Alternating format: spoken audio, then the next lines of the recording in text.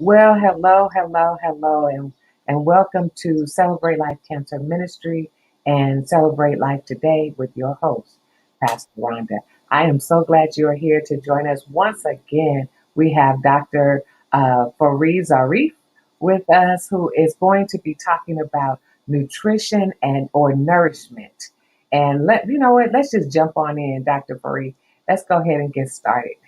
All right, that sounds great to me. Hello, everybody. This is a wonderful day. I'm glad that you're joining us today. This may be a good time to take down some notes, so make sure you get something to write it down or, come back to the video and review some of the things that we're going to discuss today. One of the things that I'd like to share with you is that what we're going to discuss today, although it is in a somewhat entertainment form, there are things that are truly necessary in order for us to take steps to get better. And it's not just for the, you don't have anything else to do. We want to interrupt the common way of thinking about food. Food can be a drug and it can be derogatory if we use it incorrectly. And for right now, what people are doing, and when I say people, I'm talking about manufacturers and other people that have to do with the food issues that we have, are making it a very common thing to be sick, a common thing to have a stomach ache, a common thing to be overweight, a common thing to have a heart condition or essential hypertension, or all of that. So it's really, really important that you listen to what I'm going to share with you. Some of the things will be a little common because we don't want to get too far out. We want to keep you connected, right? But the thing that is important is that I will not be propagating what you're used to what you're used to doing. So that's the breakfast, lunch, and dinner. Breakfast, lunch, and dinner, those are the three pillars of the illness that we face on a daily basis. So I want to get beyond the entertainment nutrition. You see, there's anthropic nutrition, there's non-anthropic nutrition, and then we have political nutrition. And most of the nutrition that we've learned is all political. So does that mean I won't be able to eat all day? Well, yeah, you're gonna eat. As a matter of fact, like if according to when you get a chance to go into Executive Life Diet, there's .com, and it has a free meal plan for you. It's already there. You just go sign up, bam, you get you a meal plan. And because that is a question that many people ask, oh man, I can't eat nothing. And I know how that feels because I remember when I was about 9 years old and I stopped eating pork, I thought the world had ended because I'm like, no pork? There's nothing else to eat, because that's all that we were eating. We were just eating pork. And every once in a while we'll have, I guess, beef. I didn't know the difference at that time. However, I know that when someone comes in and interrupts your way of being comfortable, I know that we do have problems with that because we automatically become defensive and say, oh, no, he can't come to the party. Can I tell you something that happened with me when I was on my cancer journey? Mm-hmm. I really was going through the journey and just trying to get through to the other side. But I had my mom who was watching, reading, researching, doing everything because her child was going to make it. Yeah. And one day she just busted into my room and she said, effective immediately, no more candy, no more sweets, no more sugar. And I had a fit. Right. And the next person that called and said, what can I do for you? I said, bring me some Milky Way. And they brought it in a black bag and I put it under my bed. Mm-hmm. The funny part about it, I didn't even want that candy, but the fact that somebody said I could not have it, yes, it just blew my mind. Yeah. So I didn't even have a desire for it, a taste for it, but to say, and it wasn't my idea. So I'm really hoping that people today, it will become their idea so that they can receive this information. That's right, and it's a perfect subject that you just brought up because we're going to deal with a lot of denial. So we want to make sure people please don't hold that against yourself and don't hold it against us either. But it's just something that's natural. Like when you hear something different, it's natural for you to be on defense until you either allow it in as a part of your way of thinking, or you just going to totally reject it. So there's going to be some rejection. So don't even be surprised. Don't like, oh God, I can't believe I didn't agree with that. Breakfast, lunch, and dinner, or the BLD system, is one of the most harmful situations that we can get in when it comes to eating. What is the antidote to that, and what is the answer to that is called rhythmic ingestion. Rhythmic ingestion is eating according to the rhythm of our bodies. That is what is important. If you have a problem too small, too large, heart going too fast, circulation problems, all of that comes back to balance. And once we get back to balance, you'll find that your body starts to feel better. You start to have more energy. You can perform better. You just all over a great homeostasis or a great balance, because you are now eating according to the rhythm of your nature, you see? And it's not somebody else's. We get out of rhythm because we start eating like everybody else. I've been to so many dinners and lunches where, I could just look at somebody's eyes and say, oh, here he comes. I know it's going to be, that kind of thing. Or a barbecue. I'm just going to see the people, but they just like, oh, he going to talk all the pig, all of that stuff. So I'm used to it. I can't say that I don't care, because that's definitely a misnomer. But when it comes to what a person does to themselves, I respect that. If that's what you want to do, that's what you do. But I just want to play this game with you just for a second, if you will indulge us. Pastor, can you bring that up? Name that veggie. I don't You have have that? that. Okay. Okay, that's okay. That's okay. What I'm going to do is I'm going to ask you all. I'm going to ask you to name. I'm going to bring it up here on my end. And this is a little game. The reason for it, just so it makes sense to you. The reason for this is called Name That Veggie. And I use this for students. It's been a real good tool. So this is just going to give you an IQ of naming a vegetable. Now, what's going on with this is that there's a couple of things I want to prove here. And Pastor, think about this. This is like, do you know, like, vitamin A? If we say vitamin A, do you know most people have no idea what vitamin A is? Vitamin A.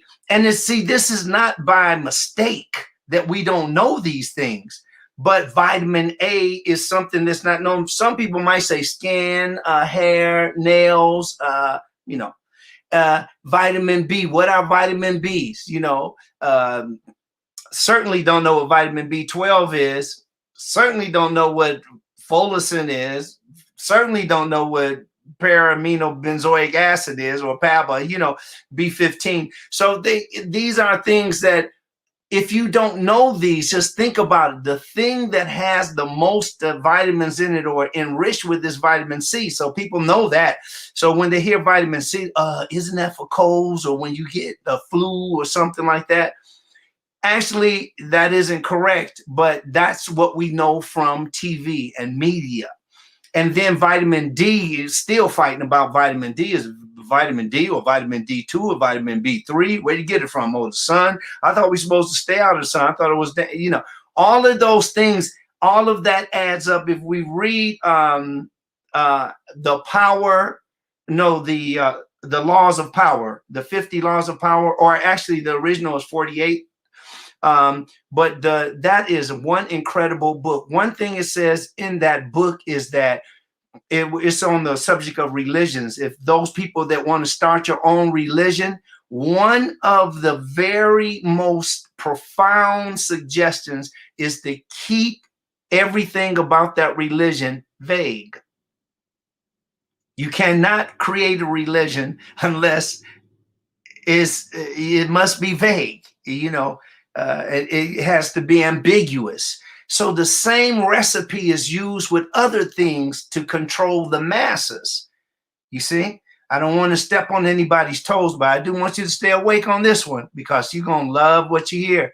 And this is going to get you to think about food a little differently. Now, food should be something that we just simply enjoy ourselves with, but not so. So we're going to go ahead and we're going to go to the first one. Now, how well do you know your vegetables? First, I'm going to just say the dietary, I'm just going to read this. The dietary guidelines for Americans, and this is back in 2015, recommend eating at least 2.5 cups equivalent. And the cups equivalent is just around or estimation of 2.5 cups of vegetables daily. Okay, so we should have 2.5 cups of vegetables daily. That's what's recommended according to 2015.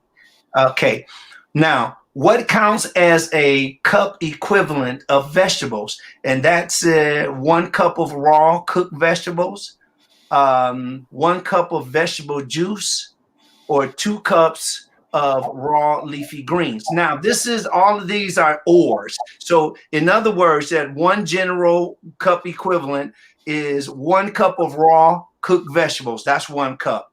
Or 1 cup of vegetable juice, about 6 to 8 ounces.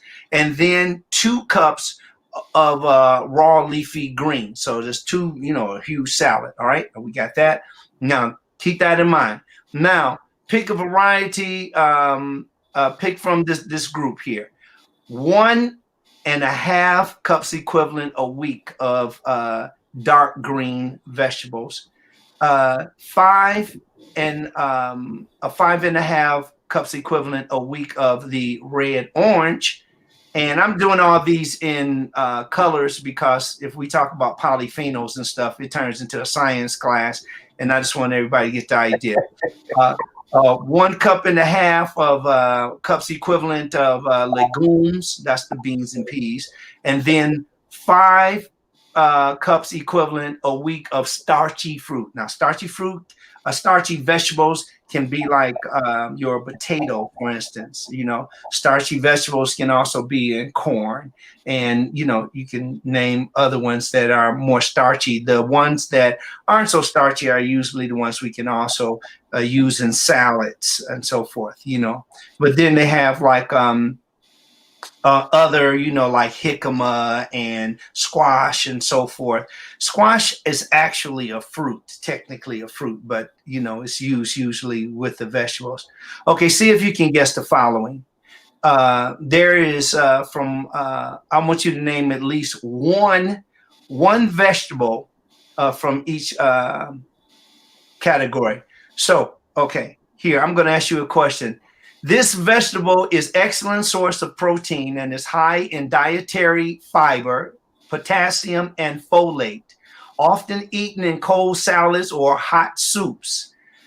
The type is sold in the United States and it's usually cream colored and relatively round. The main ingredient is the main ingredient in hummus. Name that vegetable. What is it? The little white chickpea? That is correct. Yay! That is correct. I wonder what did everybody else get on that one. Most people don't get that one, Pastor. They're like, what? And I didn't have the answer. Huh? But when you said hummus, that got me because I was trying to figure it out. I'm like, here's another one. I was thinking of a lettuce or a cabbage or something like that. Yes. That's great. Shoot. Well, we know you brilliant. Veggie too. Here's another one. The French call them love apples. The French call them love apples. They're high in lycopene. Now, lycopene is a substance that's good for men with prostate problems and is great for women for heart health. Lycopene. So it's high in lycopene, an antioxidant that may help lower the risk of certain cancers and other conditions such as cardiovascular disease and osteoporosis. The next point is it tastes best when it's stored at room temperature. Botanically, they are fruit. Name that veggie. Tomato? That is correct. Ooh. Very good. I wonder did everybody else get a tomato? I got a big flash up there, tomato, but that's great. Let's do one more. Okay, veggie 3 is high in vitamin A. We just talked about vitamin A. A dark green lettuce. It has the start from the it's in the Mediterranean diet, but it's also called the Mediterranean weed. It has a long loaf-shaped head of sturdy leaves. High in vitamin A, a dark green lettuce. It has a start as a Mediterranean weed, and it has a long loaf-shaped head with sturdy leaves. What is that vegetable? All I can think of is kale. That is close. Anybody else? The name is you right there though. I don't even want to say it. It begins with a B? No. Okay, I don't know. Yeah, you right there. When I say it, you're gonna be like, I should have said. Because I have a vision, but I don't know what to call it. You said kale, and the answer is romaine lettuce. Oh no, that's not what I was thinking. Okay. Oh, yeah. Now tell it again. It's shaped like a what? Okay. It's a high in vitamin A. Is dark green. A dark green lettuce. Had it start as a Mediterranean weed. Has a long loaf-shaped head of sturdy leaves. Yeah. I wouldn't have gotten that. I didn't know what that was. Yeah. Okay. All right. See, the idea is that I want to do this one more if y'all can. Yeah, let's do this one. So keep your record. This is vegetable number 4. It contains polychemicals. Polychemicals is just a big word for plant chemicals or phytochemicals. Phytochemicals, again, same thing. So it contains plant chemicals or phytochemicals that may reduce the risk of certain cancers. It's 4-petaled. 4-petaled means, just like you have 4 leaves all together, something like I don't know. Yeah, flower. So it's 4-petaled flowers. It bears a resemblance to a Greek cross, resulting in frequently referred as a cruciferous or crucifer vegetable. Mark Twain called this vegetable cabbage with a college education. It is also creamy white in color. What is this vegetable? I was thinking Brussels sprouts, but that's not it. So it has white like the color. 4 petals is 4 petals, and it has it's creamy white in color, and it has a kind of it's like a big head, looks like an afro. Like an afro, like not broccoli. Oh, cauliflower. That is correct. There it is. Yeah. So that's with the thank you for playing. Yeah. I can hear you guys. That was great. Pastor, you knocked that out the water. So the idea for that is that, if we were to play games like that with our children, and also to do those things to keep us abreast of what is happening in the vegetable and fruit and grain and legume and nuts categories, then will we have more knowledge than we have now about it. But right now it seems to be like a mystery. When it comes to eating healthy, it's a mystery. It shouldn't be a mystery. So we're going to talk about today the difference between nutrition. What we've been taught is nutrition. Nutrition is just the study of or practicing It's a science for some people, but most people are enthusiasts, and most people have been told these stories all through life. So by the time you open your mouth and say anything about nutrition, they want to tell you. They want, even with me, I have a PhD in nutritional science, and you think I get by, just because I have a PhD? No way. No, let me tell you. See, what I do is I put hot water in the pot and then I let it boil for about 5 minutes. They already gone with whatever it is that they've been taught. So the way that the manufacturers and the media is set up with this is to keep you with a vague notion of nutrition, not to really know about it, but to know enough about it just to form a belief that you can stand up for, and then you become a lifetime customer. So we want to interrupt that thought to let you know that nutrition is the study of food. It's all about food, like where it's manufactured, maybe where it's grown, like food husbandry, a little agriculture in there, if you will. So that's nutrition. Nutrition is what we eat.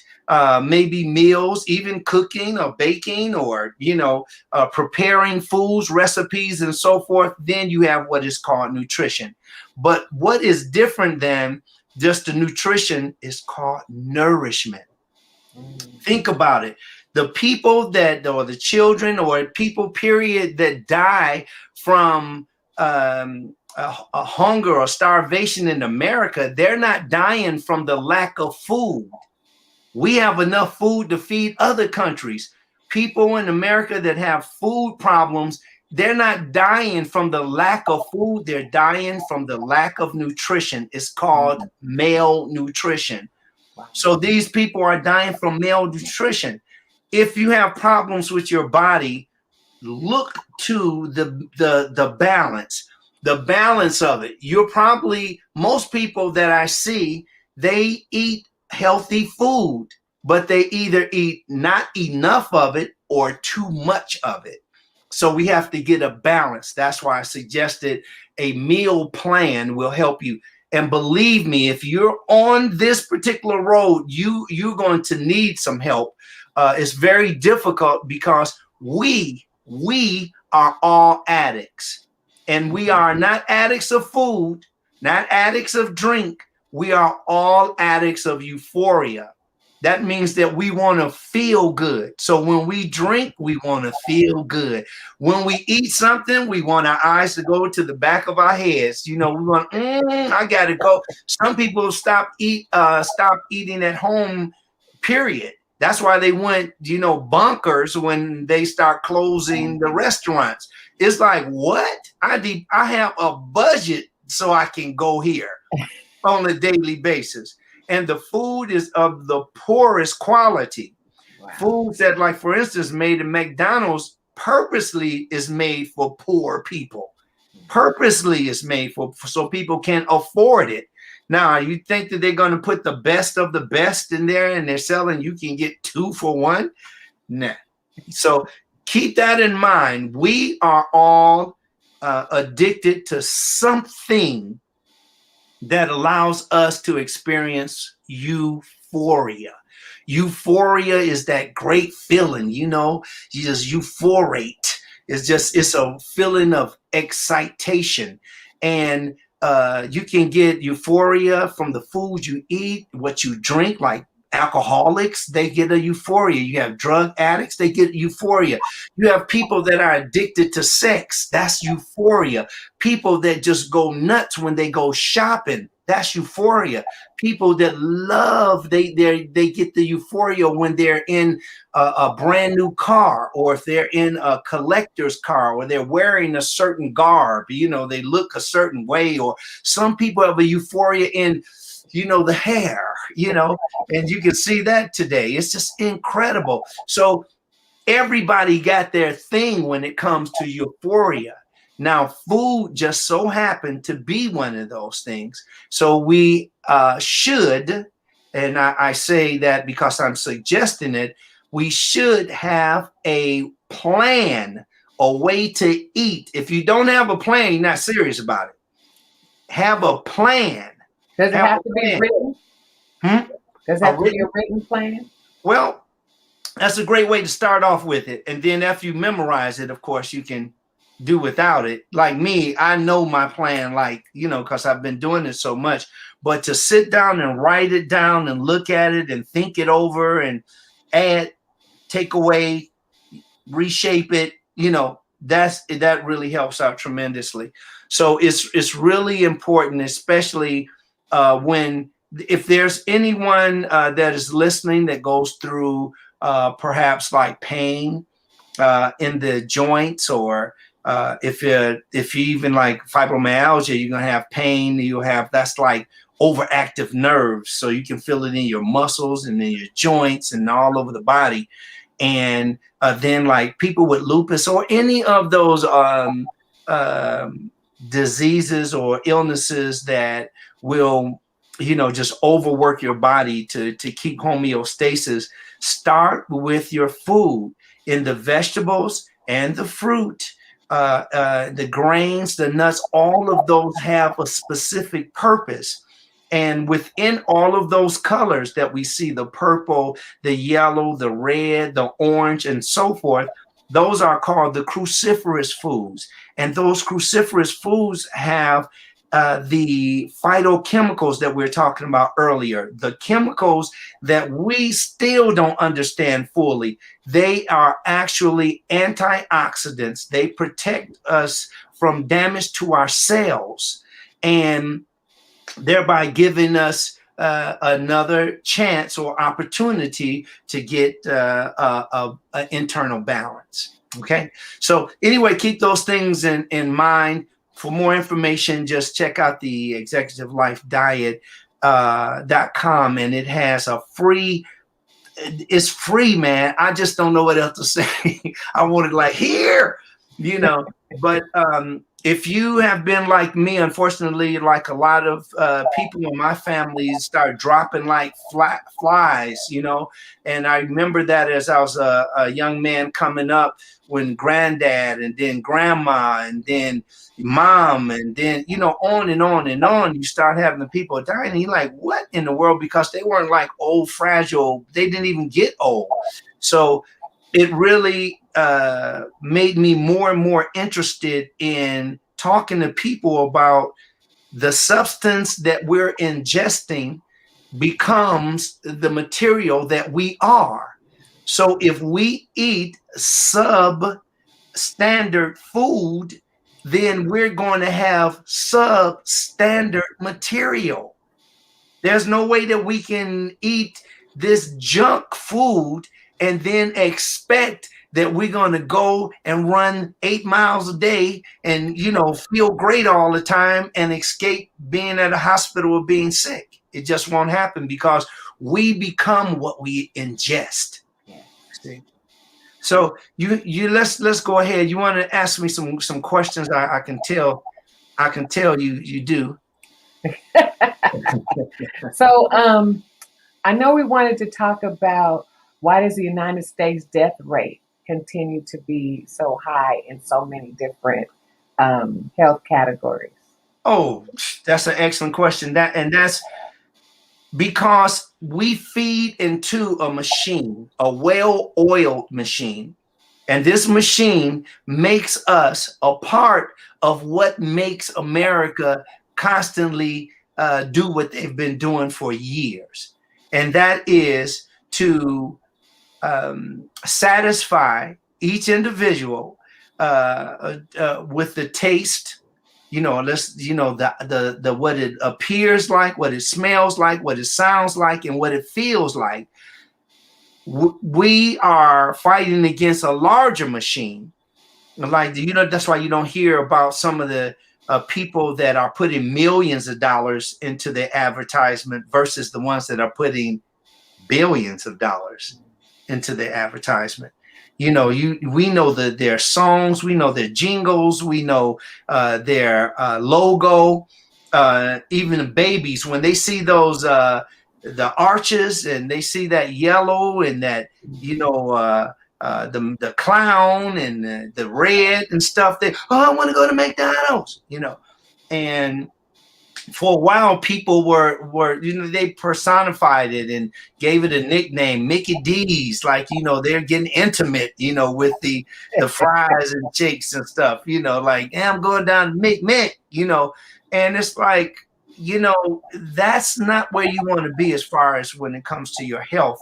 It's so important uh, to know that the reason that we're still in the situation like with the different diseases. Think about the diseases. Cardio infarctions, that's one that you named. The cardio infarctions, that means sudden, not with any type of, that's sudden heart death. Wow. Sudden heart death. It doesn't even, you can't even talk about what you went through with cardio infarction because that's just out of here. Now, there are other types of things like heart attacks. Cardio infarction is not the same thing as heart attack. People have had heart attacks and then they've survived them because they just have problems maybe with the endothelium. And that's endothelium is that layer in our lumen. The lumen is the opening of a artery, see? And then inside of that artery on the very outside, that wall of the lumen is called endothelium.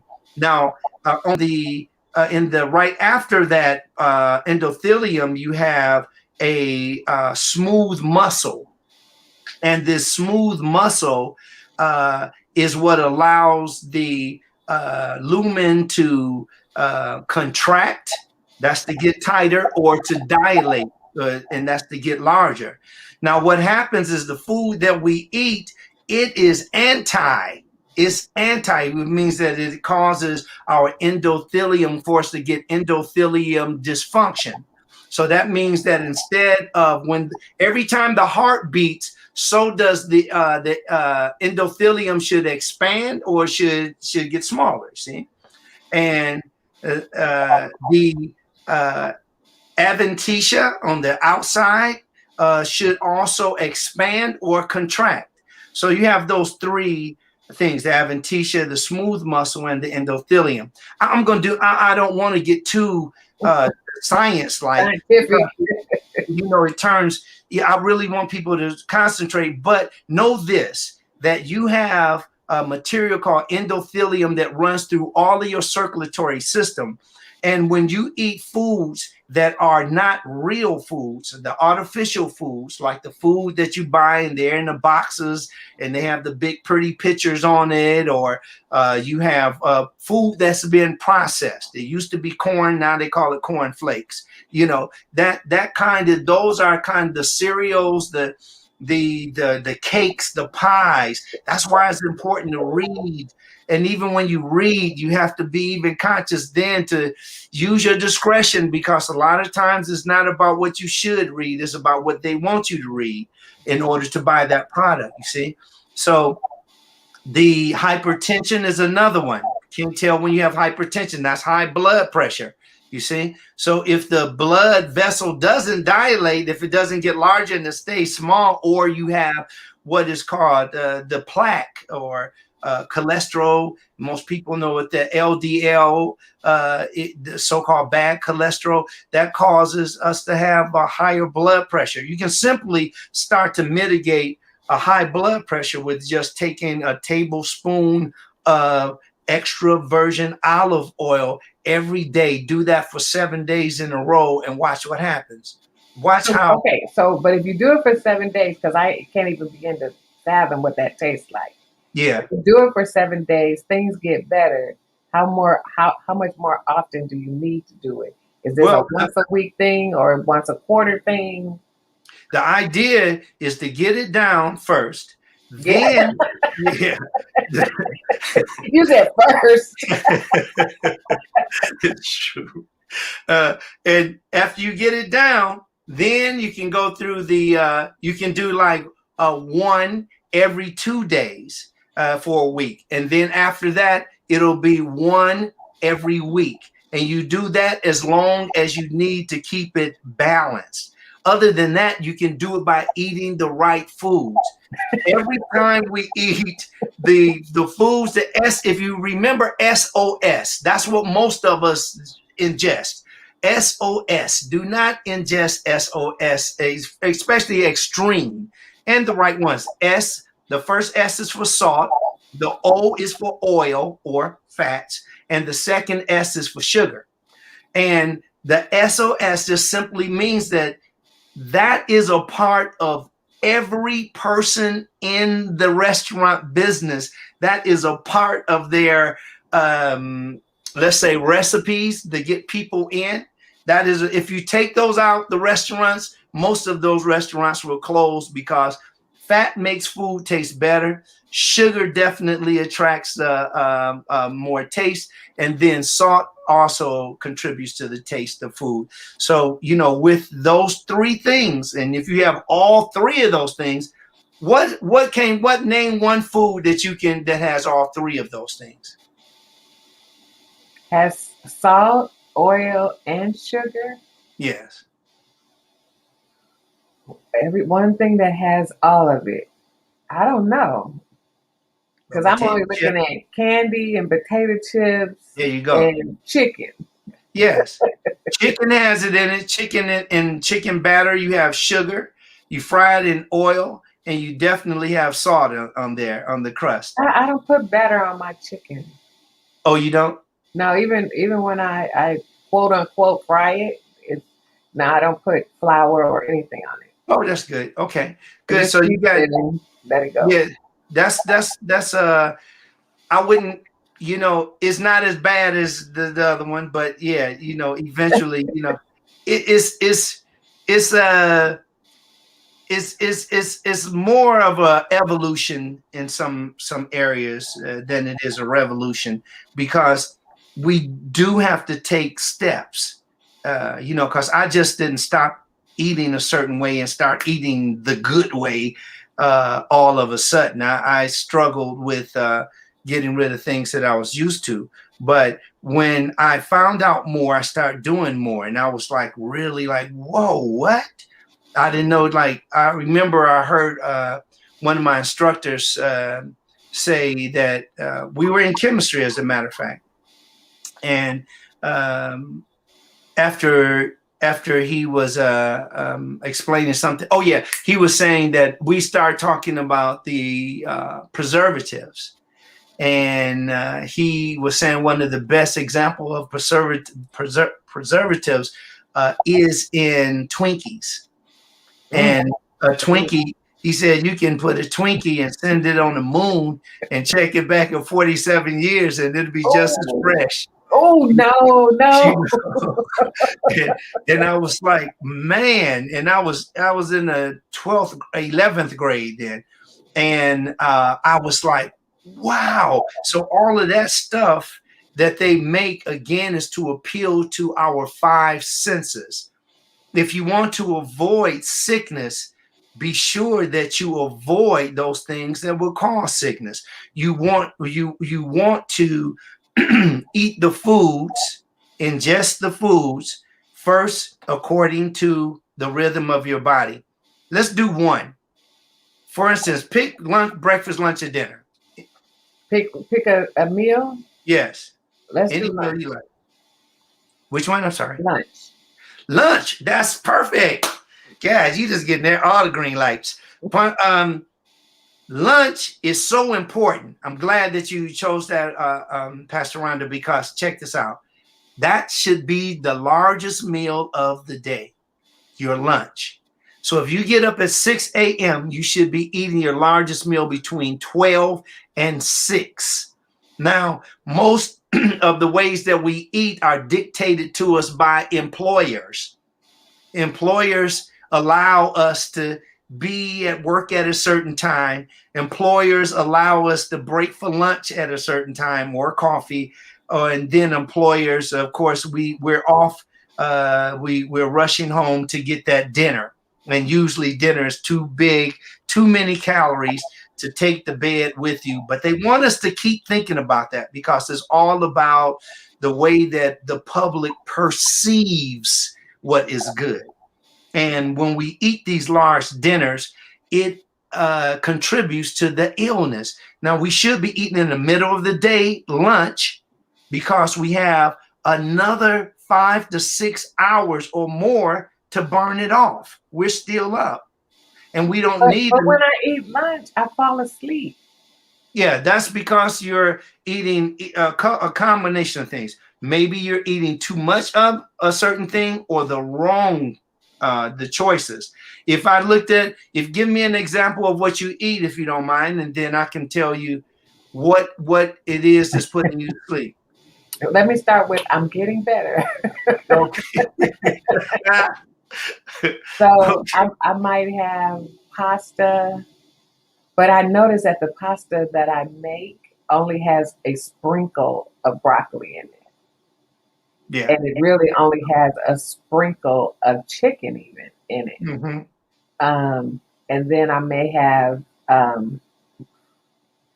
a soda, but my soda I have decreased it down to 7 ounces. It used to be huge. See, I'm making steps. Very cool. Very cool. Or a juice. Hmm. But it's amazing. I have the water sitting right there and very rarely get to it. So that's what you have, the pasta dish and something to drink. Yeah. Okay. Now, how much? How much would you say? A serving spoon, 2 serving spoons, 4 serving spoons, what? You said a serving spoon. Is that the Yeah, one you stir the pot with? yes. Probably two of them. Okay. Two, So two heapings of them. okay. Let's Okay. be real. It's not measured. It's not scooped and Yeah. I get- well, the thing about it is that you have your if you I'm thinking that you're probably eating, if you're eating pasta, it's probably got eggs in it.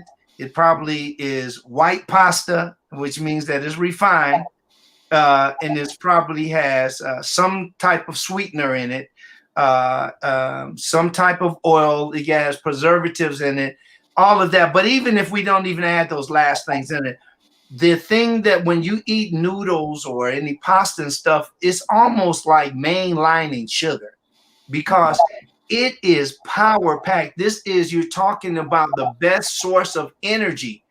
This for our bodies. That's when our bodies break that down, that gives us enough energy to start. You like what you were eating is that's the kind of energy that you can go and do laborious things with, like picking up stuff, carrying stuff, hammering, painting a house, I'm not doing none of that. well, what's happening is that excess energy has to do something. It either has to be used or it is stored. If it is stored, what happens is it's stored in our muscles. It's stored on the outside, which are the lipids. So that's how the body works. Now, with it, if you eat like that on a daily basis, just imagine the storage that what you're storing by the time the seventh day comes around. So if you have those, if that is the particular regimen that you have, you can look deeper into it. I think you got the idea, because if you came down from soda, you can come down from anything. Soda has carbonic acid in it. In the carbonic acid, that is effervescence, which means it's bubbly. Inside of each bubble is exactly what the body is exhaling, and that is carbon dioxide. Now, when you eat carbon dioxide, also anything with effervescence, it ruins the epithelial tissue. Epithelial tissue is inside the mouth, that real soft pink stuff when you put your tongue around. Well, that goes all the way. It's in your stomach. It goes all the way out to your anus. So that's an integral part of the digestive system. Sodas injure that layer all the way out. Sodas injure it. It also injures your endothelium that we talked about earlier in the circulatory system. See, we're talking about digestive system, now epithelial.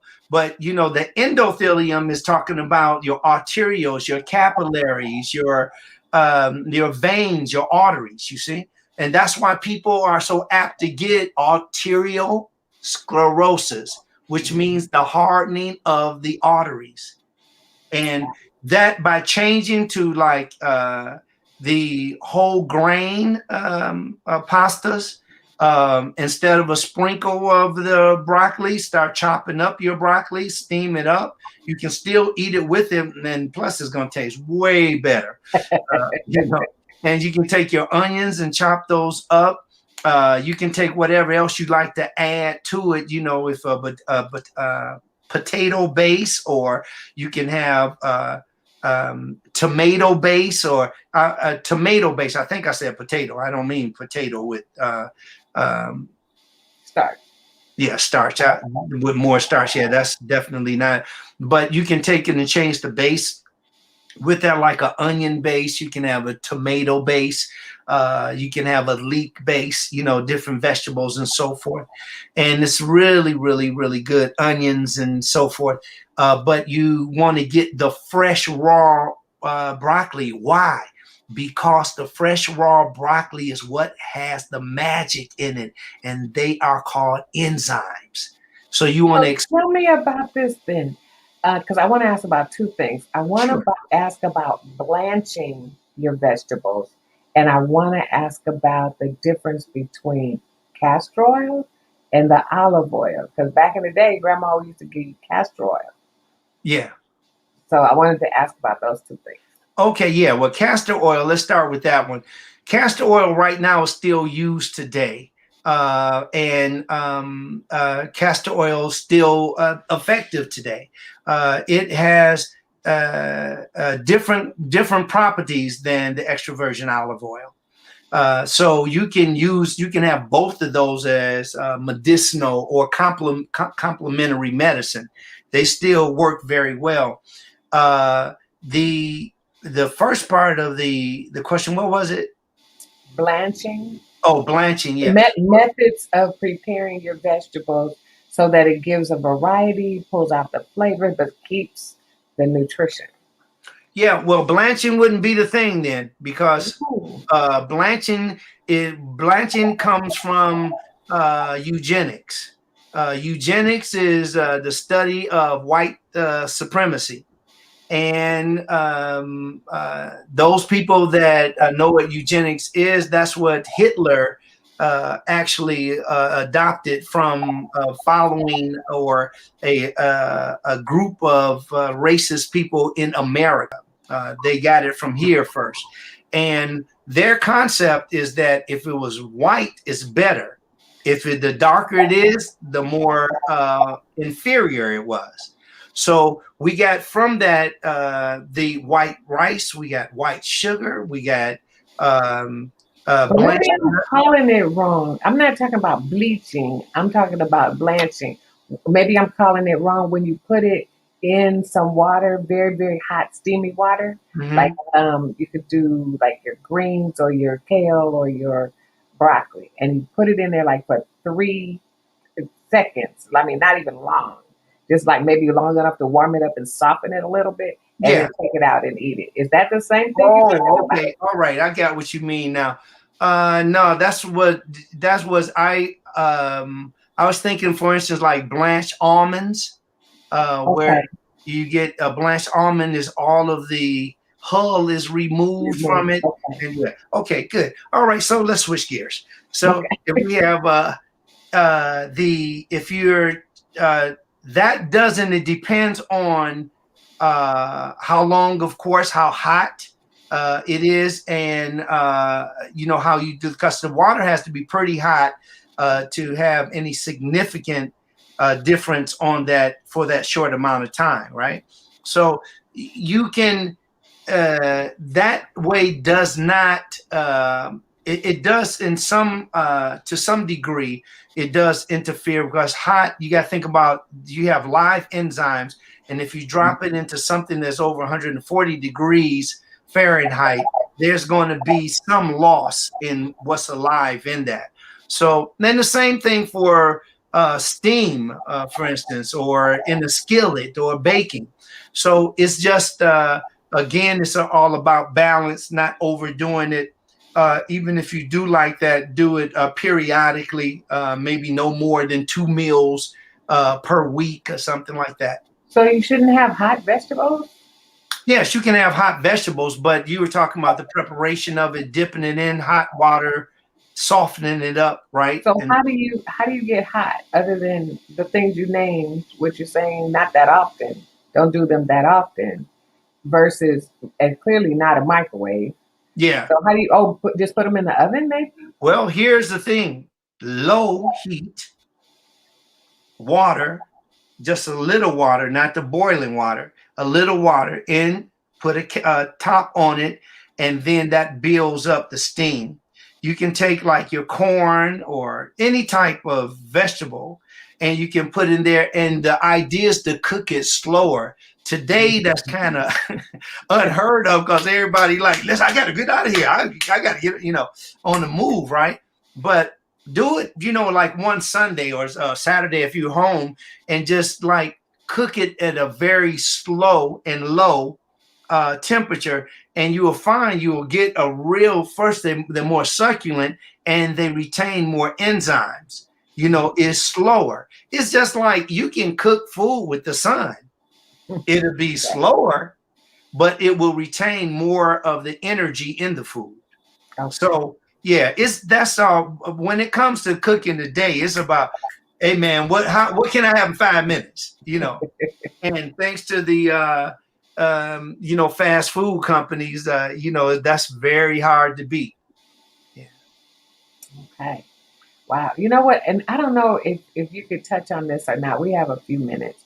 Sure. Um, colonoscopy, the function of the colon. It blows my mind that okay, they say that the colon is how long? 30. 3 feet? 30, 30 Well, I feet? mean, not the, yeah, from the digestion, it's about, the colon is about 30 feet long, if you approximately Or 30 to feet. stretch it out. Yes. So, okay, so you go for a colonoscopy. They have you drink the stuff, and drinking that stuff allows them to have a clean picture of your colon. At least the first what, 5 feet? Yeah, the barium. So I'm like, what happens to the rest? Because there wasn't 30 feet of anything that came out of me. Right. Well, that the barium, a lot of the medical apparatus is not um, perfect. It's not as sensitive as we really need it to be. And you're absolutely right. It doesn't. But they have a scope now, so they can actually colonoscopy, and that is a camera that you don't need to be put asleep or anything, but it does go through the anus, up the rectum, and then to your lower, the descending colon. And you can they look for polyps, or they look for any type of growths, or something that would be different, or something that would look odd that shouldn't be there, different fluids and so forth. And yeah, the colon is the number two killer now in cancer is colorectal cancer. Colorectal cancer, I've seen it. It is hideous.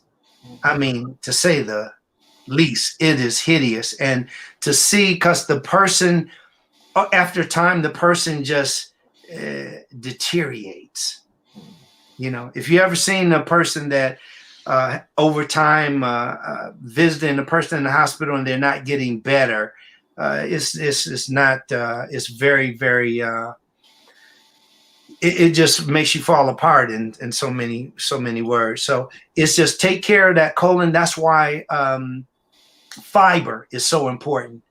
We should get up, men and women. You should have about, women should get a little less, about maybe 35, 40 grams of fiber. Men should have about 45, 50 grams of fiber. Fiber simply are those foods that are partially digested or not digested at all. And that would be like peanuts and corn. Fiber is good, even found in apples. It's called pectin. And pectin keeps the stool soft. Then you have pear pectin, the same thing. The pears and the apples is that's why I start off in the morning with fruit because it starts your first evacuation. But your colon is super important because you cannot get somebody else's colon to replace your own. You just can't do it. They can resect it and bring it together and maybe give you some more years. and some people have done pretty good. Depends on where the resection is, but it's really important that you take care of your colon. You should have at least one bowel movement per day, and that depends on how much you're eating, how frequently you're eating, how much you're eating.